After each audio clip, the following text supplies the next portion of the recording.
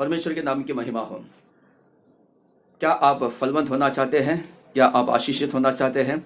जी हाँ प्रभु के जनों, परमेश्वर ने हमें फलवंत होने के लिए और प्रभु ने हमें आशीष करने के लिए हमको बुलाया है।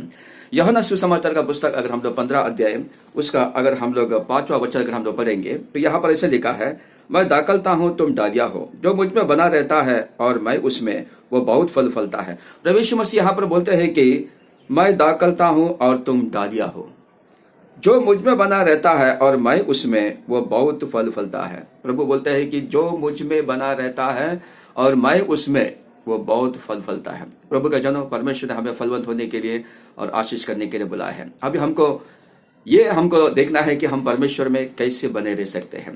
प्रभु के जनों, हम कलीसिया में जाते तो हैं, हम प्रार्थना तो करते तो हैं, हम उपवास भी करते हैं, लेकिन क्या हम परमेश्वर में बने हैं? क्या हम प्रभु में बने हैं? क्या ये हम कैसा पता चले? प्रभु का जनों, परमेश्वर में बने रहने का अर्थ यह है कि हम परमेश्वर का वचन में बने रहें। अगर हम परमेश्वर का वचन को अगर हम सुनकर ग्रहण कर अगर वैसे ही अगर हम चलते हैं तो हम परमेश्वर में बने हैं। जैसा याकूब का पत्री में लिखा है, पहला अध्याय 22वां वचन में लिखा है, पहला अध्याय 22वां वचन, परंतु वचन पर चलने वाला बनो और केवल सुनने वाले ही नहीं जो अपने आप को धोखा देता है। वचन पर हम लोग को चलने वाले बनना है, केवल सुनने वाले ही नहीं जो अपने आप को धोखा देता है। प्रभु का जनों, जब हम परमेश्वर का वचन को सुनते हैं और हम परमेश्वर का वचन में चलते हैं तो इसका मतलब ऐसा हुआ कि हम परमेश्वर के वचन में बने हैं। प्रभु का जनों, परमेश्वर का वचन में बना रहने का अर्थ यह है कि हम प्रभु में हम बने हैं।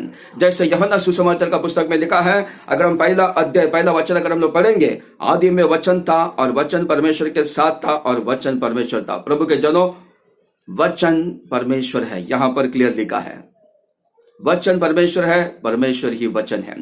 तो जो कोई परमेश्वर का वचन को सुनता है वो परमेश्वर को सुनता है, जो कोई परमेश्वर का वचन को ग्रहण करता है वो परमेश्वर को ग्रहण करता है, और जो कोई परमेश्वर का वचन को पढ़ता है वो परमेश्वर को पढ़ता है। तो प्रभु के जनों, जो कोई परमेश्वर का वचन को पालन करता है वो परमेश्वर का पालन करता है। तो इसके लिए परमेश्वर के जनों, वचन को हमको सिर्फ सुनना ही नहीं, सिर्फ पढ़ना ही नहीं, लेकिन वचन के अनुसार हमको जीवन जीना है।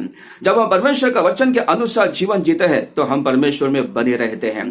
प्रभु के जनों, और जब हम परमेश्वर में बने रहते हैं तो परमेश्वर प्रसन्न होता है, और जब प्रभु प्रसन्न होता है तब परमेश्वर की ओर से आशीष हो जाते हैं और हम उस वृक्ष के समान हो जाता है जो बहती नाली के किनारे लगाया गया है। जैसा भजन संहिता का पुस्तक पहला अध्याय उसका 3रा वचन अगर हम लोग पढ़ेंगे, 3रा वचन से पहले हम लोग 2रा वचन पढ़ेंगे, परंतु वो तो यहोवा की व्यवस्था से प्रसन्न रहता है और उसकी व्यवस्था पर रात दिन ध्यान करता रहता है। जो कोई परमेश्वर का व्यवस्था पर प्रसन्न रहता है वो रात दिन क्या करता रहता है? परमेश्वर की व्यवस्था पर वो क्या करता है? ध्यान देता रहता है। प्रसन्न होने वाला व्यक्ति, जैसे यहाँ पर लिखा है और 2रा अध्याय में, परंतु वो तो यहोवा की व्यवस्था से प्रसन्न रहता और उसकी व्यवस्था पर रात दिन ध्यान करता रहता है।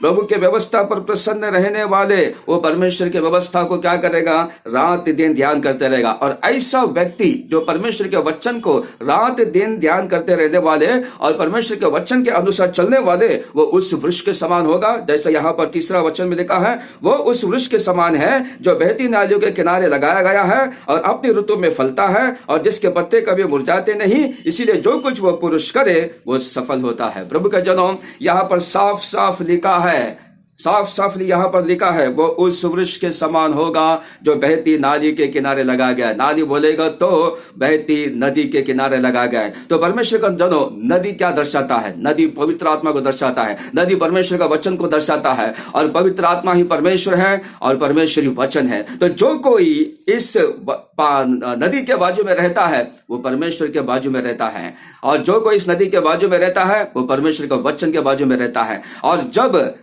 कोई पौधा और या कोई पेड़ नदी के बाजू में रहता है तो उसको पानी बराबर मिलता है, पानी उसका अंदर जाता है, उसके वजह से क्या होता है? उसके पत्ते कभी मुरझाते नहीं है, वो पेड़ कभी सूखा नहीं रहता है, वो हमेशा हरा भरा रहता है और बराबर समय पर उसमें जो फल आना है उस समय में उसमें फल भी आता है। प्रभु के जनों, परमेश्वर ने हमें फलवंत होने के लिए बुलाया है। इसके लिए परमेश्वर के जनों, हमको सिर्फ कलीसिया में जाना ही नहीं, सिर्फ वचन हमको सिर्फ ऊपर ऊपर से पढ़ना ही नहीं, सिर्फ हमको प्रार्थना ही नहीं करना है, लेकिन परमेश्वर का वचन को सुनकर ग्रहण कर कर हम परमेश्वर के वचन के अनुसार चलना है।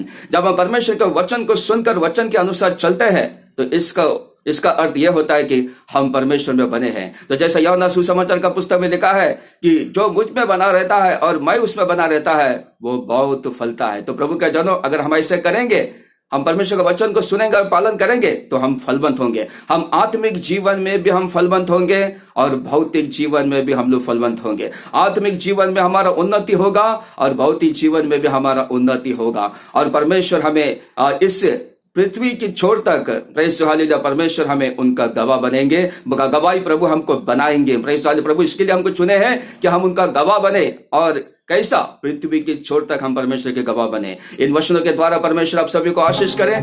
God bless you.